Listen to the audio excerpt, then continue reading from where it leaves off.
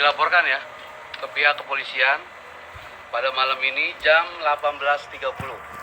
Ini telapornya disebut di sini jelas ada atas nama Hadi Pranoto, si profesor yang kemudian diinterview sebagai narasumber di acara itu. Kemudian yang kedua adalah pemilik akun YouTube Dunia Manji, pemilik akun YouTube ini.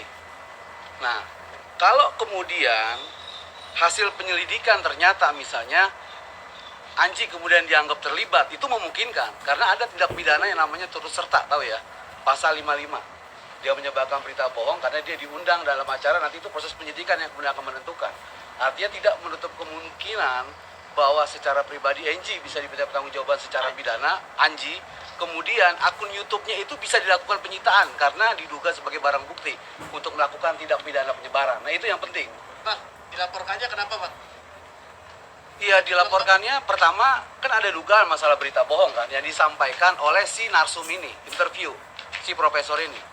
Nah, kemudian disebarkan. Penyebaran itu dilarang menurut Undang-Undang ITE.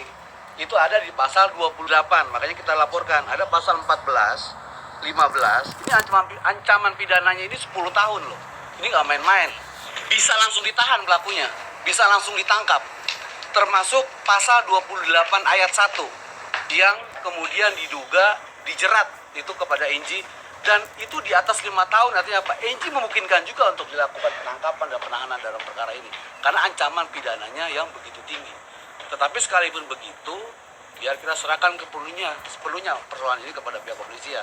Yang pasti ini sudah resmi dilaporkan.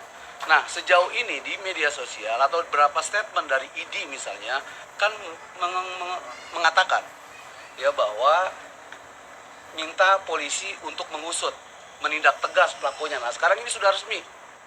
Kita sebagai masyarakat sudah melaporkan. Artinya, sebuah pihak yang kemudian berkaitan dengan ini, ID juga harus mau untuk memberikan keterangan dan membantu pihak kepolisian agar persoalan ini kemudian menjadi terang.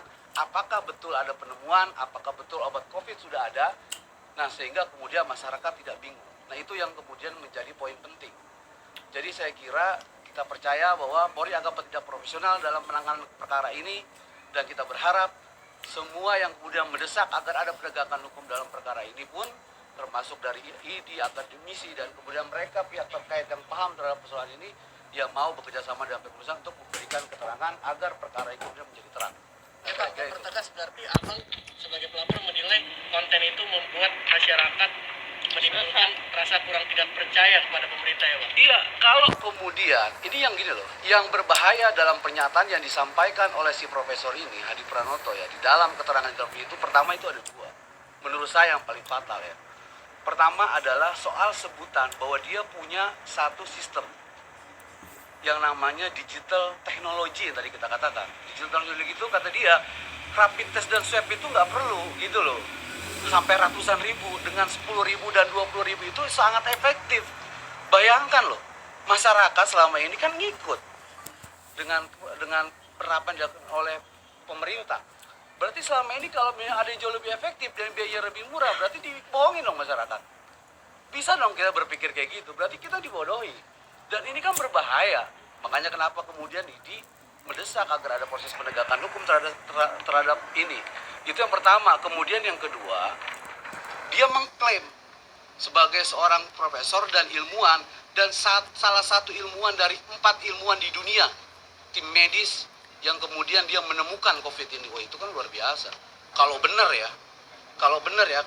bahwa dia adalah seorang penemu, ini kan harus diapresiasi. Kalau benar.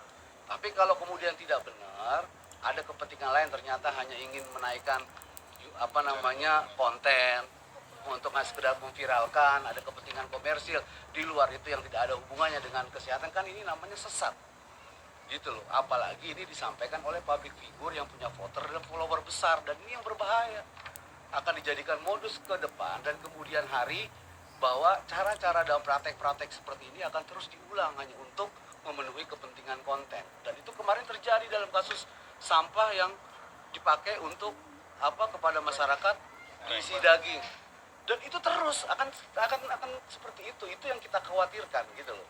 Kalau ini kemudian dibiarkan, makanya kepada public figure saya kira seharusnya sudah saatnya dilakukan penegakan hukum termasuk terhadap hal-hal seperti ini supaya masyarakat tidak bingung. Nah poinnya itulah kira-kira. Mas sendiri sudah ada komunikasi dengan pihak ID-nya atau para ahli lain terkait pelaporan ini? Enggak, pertama kan kita lihat bahwa ini kan bukan bukan delik aduan. Artinya masyarakat ketika melihat ada peristiwa tidak pidana menyebarkan berita bohong itu harus dilaporkan.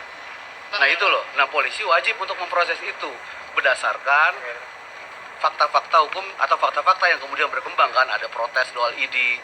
Nah kemudian juga ada dokter yang mengatakan bahwa dia tidak tercatat dalam database, kan dikatakan seperti itu ya kan, bahwa dia bukan seorang pakar mikrobiologi dan sebagainya, yang kemudian ini menimbulkan polemik.